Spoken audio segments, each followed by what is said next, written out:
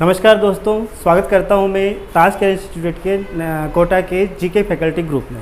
कल मैं चर्चा करके गया था आपसे 1857 की क्रांति। आप देखिएगा 1857 की क्रांति का जो भारत में स्वरूप था, क्या क्या कारण रहे थे, इन सारी बातों की मैं चर्चाएं आपसे पिछले वीडियो में करके गया था।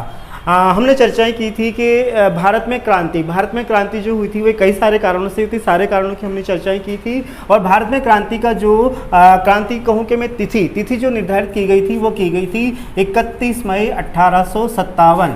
31 मई 1857 को क्रांति की तिथि निर्धारित की गई थी कि पूरे भारत में एक साथ हमें क्रांति करनी है अंग्रेजों के विरुद्ध। तो आप देखिएगा इसका प्रचार प्रसार किया गया था कमल और रोटी के माध्यम से। हमने कल चर्चाएं की थी कमल व रोटी, जहाँ जहाँ भी क्रांति का प्रचार करना है वहाँ पर कमल या रोटी भेजी जा रही थी। तो इस प्रकार पूरे भारत में इस क्रांति का प्रचार प्रसार हो चुका था।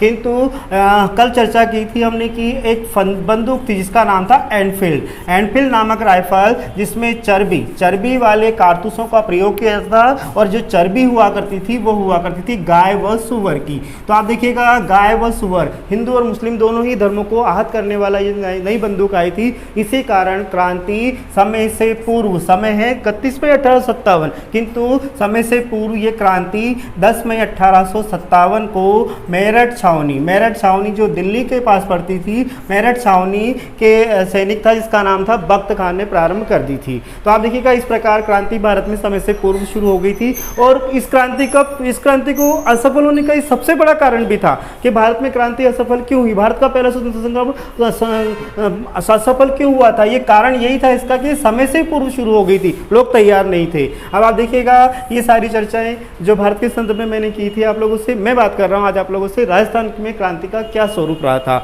आप देखिएगा पहले राजस्थान, हमारा जो राजस्थान था, यहाँ पर इस समय पर कहूँ तो मैं लगभग ये 19वीं शताब्दी में राजस्थान में 20 रियासतें थी, जिसमें 17 रियासतें राजपूत राजाओं की थी, 2 रियासतें जाट राजाओं की थी और 1 रियासत मुस्लिम रियासत हुआ करती थी। तो इन्हीं 20 रियासतों ने अंग्रेजी संधियां कर रखी थी, सभी संधियों के अंतर्गत आ रहे थे। तो उसी के दौरान देखिएगा राजस्थान में अंग्रेजों ने राजस्थान के पूरे क्षेत्र पर अपना आधिपत्य जमाने के लिए, कंट्रोल करने के लिए, नियंत्रण करने के लिए देखिएगा भारत में सबसे बड़ा जो अंग्रेज अधिकारी हुआ करता था वो हुआ करता गवर्नर जनरल। भारत में सबसे बड़ा जो अंग्रेज अधिकारी था वो था गवर्नर जनरल। और इस समय क्रांति के समय भारत का जो गवर्नर जनरल था वो था लॉर्ड कैनिंग। भारत का गवर्नर जनरल था आपका लॉर्ड कैनिंग। अब ये पूरे भारत को नियंत्रण में रखना है, पूरे भारत की सूचनाएं प्राप्त करनी, जो अकेले आदमी के लिए उस समय पर संभव नहीं थी। मीडिया नहीं है उस समय, ना टेलीफोन है, ना समाचार पत्र हैं, ना ही कोई अन्य द्रुतगामी साधन है। तो इसे अलग अलग राज्यों में अपने अधीन एजीजी नियुक्त करने होते थे। एजीजी नियुक्त कर रखे थे गवर्नर जनरल ने, एजेंट टू गवर्नर जनरल। और राजस्थान का जो पहला एजीजी बनाया गया था, मैं क्रांति के समय की बात नहीं कर रहा, मैं बात कर रहा हूँ राजस्थान के पहले एजीजी की, तो ये था मिस्टर लोकेट। राजस्थान का पहला एजीजी था मिस्टर लोकेट। और क्रांति के समय जो राजस्थान का एजीजी था वो था पैट्रिक लॉरेंस। अब ये जो पैट्रिक लॉरेंस है ये पूरे राजस्थान, देखिएगा राजस्थान नहीं था उस समय, राजपुताना एक पूरा था, एक निश्चित क्षेत्र था जिसे राजपुताना के नाम से जाना। तो राजपुताना का क्रांति के समय जो एजीजी था वो था पैट्रिक लॉरेंस। अब ये पैट्रिक लॉरेंस जो था इसका मुख्यालय बनाया गया था साहब अजमेर में। आप जानते हैं अजमेर राजस्थान का हृदय, अंग्रेजों की राजस्थान में जो राजधानी थी वो अजमेर थी। तो इसका मुख्यालय भी कहाँ पर होना था, अजमेर में ही होना था। आप देखिएगा इस मुख्यालय को गर्मी में इस मुख्यालय को ग्रीष्म काल में ये लोग माउंट आबू ले जाते थे। माउंट आबू क्योंकि अंग्रेजों को गर्मी ज़्यादा लगती, माउंट आबू जाएंगे, सो राजस्थान में कहाँ जाएंगे, माउंट आबू जाएंगे। तो इस प्रकार से पैट्रिक लॉरेंस का मुख्यालय जो राजस्थान का जीता क्रांति के समय, उसका मुख्यालय अजमेर में था, जिसे ग्रीष्म काल में माउंट आबू स्थानांतरित कर दिया जाता था। अब आप देखिएगा इस पैट्रिक लॉरेंस ने क्या किया था कि अपने अधीन अलग अलग राज्यों में पॉलिटिकल एजेंट नियुक्त कर रखे थे।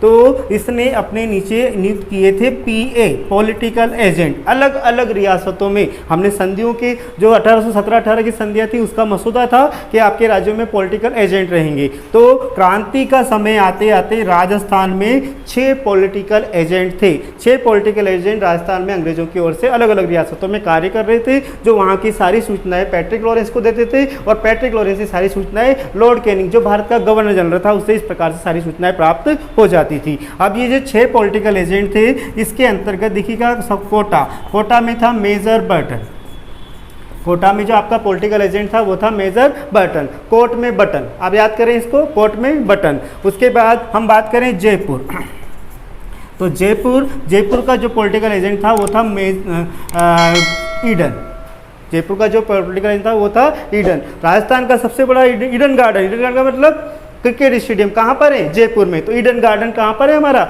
जयपुर में। उसके बाद उदयपुर का पॉलिटिकल एजेंट था इस समय मेजर शावर्स, और मेजर शावर्स आप देखिएगा उदयपुर को हम झीलों की नगरी कहते हैं, साथ ही साथ इसे झरनों की नगरी भी कहा जाता है। शावर्स उदयपुर का कौन है, झरना, शावर्स का मतलब क्या होता है, झरना, तो उदयपुर का पॉलिटिकल एजेंट हो गया आपका शावर्स। उसके बाद बात की जाए जोधपुर का जो पॉलिटिकल एजेंट था वो था मोक मोशन, कई जगह पर इसका नाम मोक मेशन भी मिलता है, मोक मोशन, इसका नाम था मोक मोशन। तो आप देखिएगा जोधपुर पॉलिटिकल एजेंट हो गया आपका जो मोक मोशन। उसके बाद एक पॉलिटिकल एजेंट इन्होंने नियुक्त कर रखा था भरतपुर में, तो भरतपुर में था आपका मोरिसन। भरतपुर की भाषा कैसी है, तोरी मोरी कहते हैं वहाँ पर, तो देखिए ब्रज से भी ली हुई भाषा है, तोरी मोरी से बन जाएगा मोरिसन। और फिर एक पॉलिटिकल एजेंट आपके और नियुक्त था जिसका जो था आपका सिरोही में, एक पॉलिटिकल एजेंट और था जो था सिरोही में, और ये था आपका J.D. होल। इस प्रकार राजस्थान में ये 6 पॉलिटिकल एजेंट नियुक्त थे क्रांति के समय। अब ये 6 पॉलिटिकल एजेंट अपना कार्य कर रहे थे, सूचनाएं पहुंचा रहे थे। अब साथ ही साथ अंग्रेजों ने राजस्थान में 6 सैनिक छावनियाँ, क्रांति के समय बात कर रहा हूँ मैं, क्रांति के समय, तो क्रांति के समय राजस्थान में 6 सैनिक छावनियाँ बना रखी थी अंग्रेजों ने। क्रांति के समय की बात कर रहा हूँ मैं, तो इस समय राजस्थान में सैनिक छावनियों की संख्या भी कितनी थी, 6 थी। और इन सभी छावनियों में जो पहली छावनी थी वो थी नसीराबाद छावनी। राजस्थान में बनाई गई अंग्रेजों के द्वारा जो छावनी थी, सबसे पहली छावनी थी नसीराबाद छावनी। 1832 में इसकी स्थापना कर दी थी अंग्रेजों ने। आप देखिएगा नसीराबाद की छावनी, उसके बाद आप देखिएगा ये नसीराबाद अजमेर में पड़ता है, वहीं पर एक और छावनी थी ब्यावर। उसके बाद आप देखिएगा देवली टोंक में पड़ता है। उसके बाद आगे आपका खेरवाड़ा उदयपुर में पड़ता है, एरिनपुरा और एक नीमच।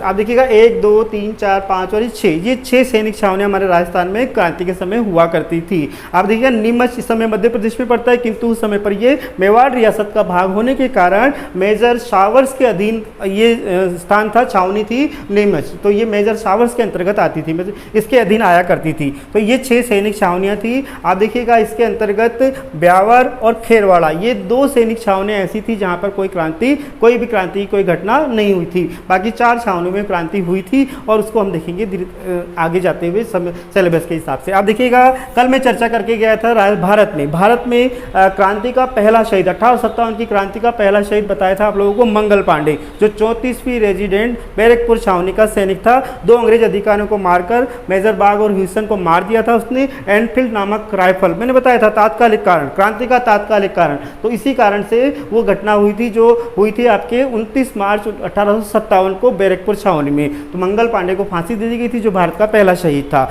इसी प्रकार राजस्थान का पहला शहीद कौन था, राजस्थान का पहला शहीद था आपका अमरचंद बाठिया। राजस्थान का जो पहला शहीद था वो था अमरचंद बाठिया।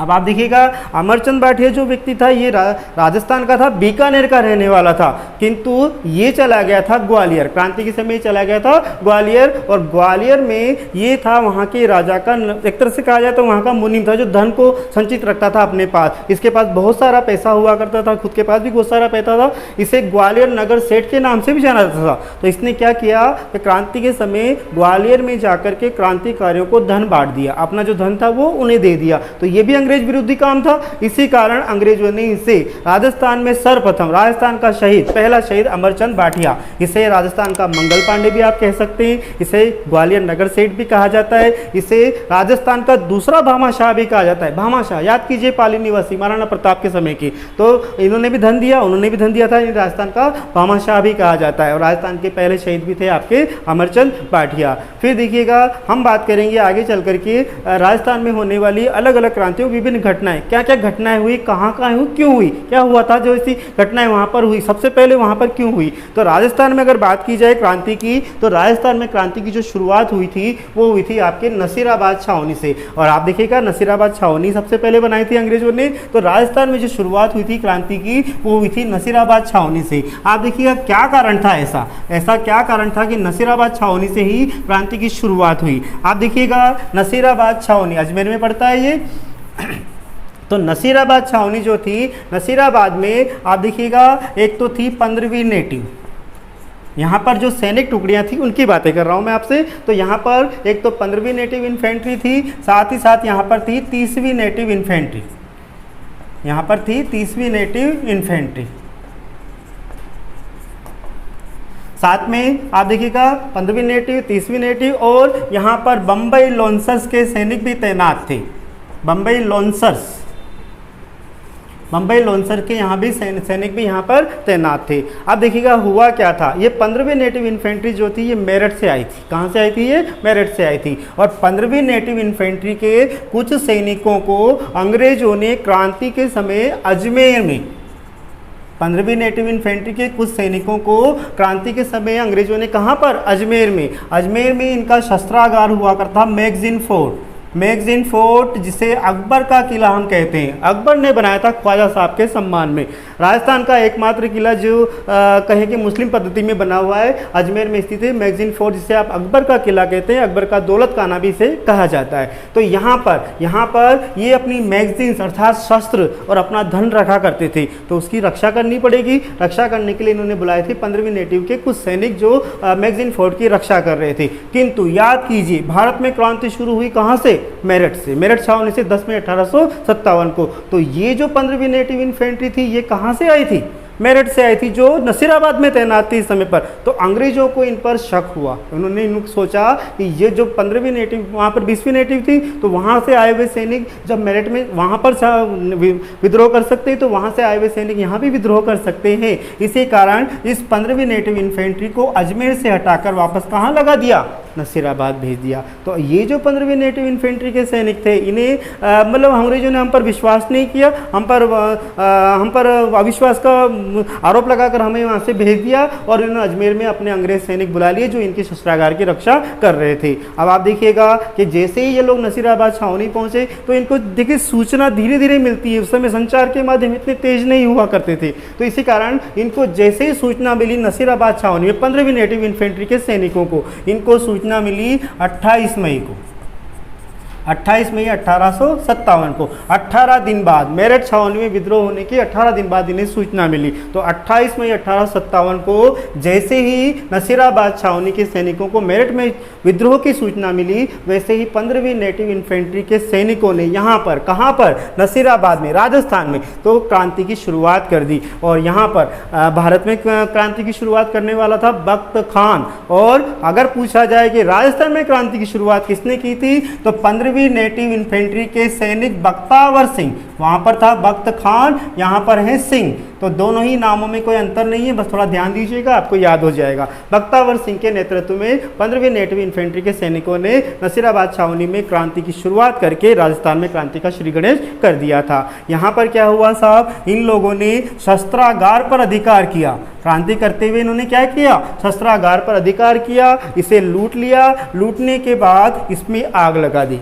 अपने लिए जितने हथियार चाहिए थे सब ले लिए, बाकी विशेष में आग लगा दी। फिर क्या किया इन्होंने यहाँ पर, आप देखिएगा क्रांति हुई, क्रांति कहते हैं बहुत बड़ी बात आती है, किंतु इस क्रांति में काफ़ी किताब, RBSc बोर्ड की किताब कहती है कि एक नसीराबाद छावनी में यहाँ के क्रांतिकारियों ने केवल 4 अंग्रेजों का ही खून बहाया था, 4 अंग्रेजों का ही लहू निकाला था यहाँ पर। आप देखिएगा इन 4 अंग्रेजों में 2 अंग्रेजों को तो इन्होंने 2 अंग्रेज अधिकारियों को तो इन्होंने मार दिया था। इसमें 2 नाम तो मैं आपको बता रहा हूँ, एक तो थे स्पॉटिसवुड, एक तो थे स्पॉटिसवुड और एक थे न्यूबरी।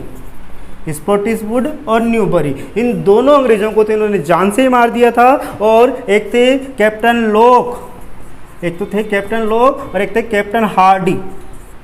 कैप्टन लॉक और कैप्टन हार्डी, इन दोनों का खून बहा था, अर्थात ये दोनों घायल हुए थे। ये आपकी नई पुस्तक, नई जो किताब आई है आरबीएसई बोर्ड की, उसमें लिखा हुआ है कि केवल 4 अंग्रेजों का खून बहा था, जिसके अंतर्गत एक तो स्पॉटिसवुड और न्यूबरी को तो हत्या हो गई थी, दोनों को तो मार दिया था। और ये 2 जो व्यक्ति हैं लेफ्टिनेंट लॉक और कैप्टन हार्डी, इन दोनों को घायल कर दिया था, ऐसा उस पुस्तक में आपके यहाँ पर लिखा हुआ है। फिर ये लोग क्रांति करते हुए धीरे धीरे, आप देखिएगा इनका टारगेट क्या है, दिल्ली पहुँचना है, लाल किले पर जाना है सभी क्रांतिकारियों को कहाँ पहुँचना है, दिल्ली पहुँचना है। तो धीरे धीरे ये लोग क्रांति करते हुए 18 जून 1857 को नसीराबाद छावनी के सैनिक दिल्ली पहुंच गए थे। और आप देखिएगा दिल्ली जाना था, सारा टारगेट था, अंग्रेजों को भी पता था इस बात का कि दिल्ली आएंगे सारे के सारे क्रांतिकारी। तो अंग्रेजों ने वहां पर पहले से ही वहां पर इन्होंने क्या करा था, अंग्रेजी सेना तैनात कर रखी थी कि क्रांतिकारी यदि आते हैं दिल्ली में घुसने का प्रयास करते हैं तो उन्हें खदेड़ देना।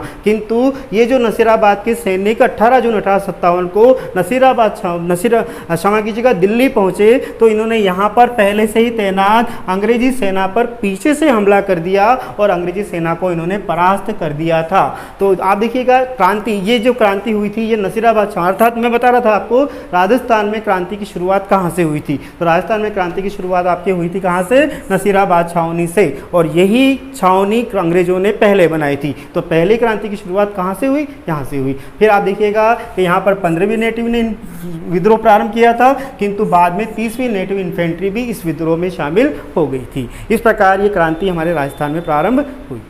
आप देखिएगा एक बात मुझे फिर याद आती है, मैं थोड़ा सा बताना चाह रहा था आप लोगों को। आपकी नई पुस्तक की जो मैं चर्चा कर रहा था उसमें एक नई चीज़ और आई थी। मैं आपको चर्चाएं की थी कि आपकी जो राजस्थान में सैनिक छावनियाँ थी 6 थी। क्रांति के समय कितनी सैनिक छावनियाँ थी, 6 थी। तो इन 6 सैनिक छावनी में, ये आपकी आरबीएसई बोर्ड की किताब कह रही है, RBSE board Rajasthan board of secondary education जो आपकी राजस्थान की किताब है, ऑथेंटिक किताब है, उस किताब में लिखा हुआ है कि इन 6 सैनिक छावनियों में कुल मिलाकर 5,000 भारतीय सैनिक थे। 5,000 भारतीय सैनिक इन छावनी में, पूरी 6 छावनी में कुल मिलाकर कितने सैनिक थे, 5,000 भारतीय सैनिक थे। और इसमें मात्र 30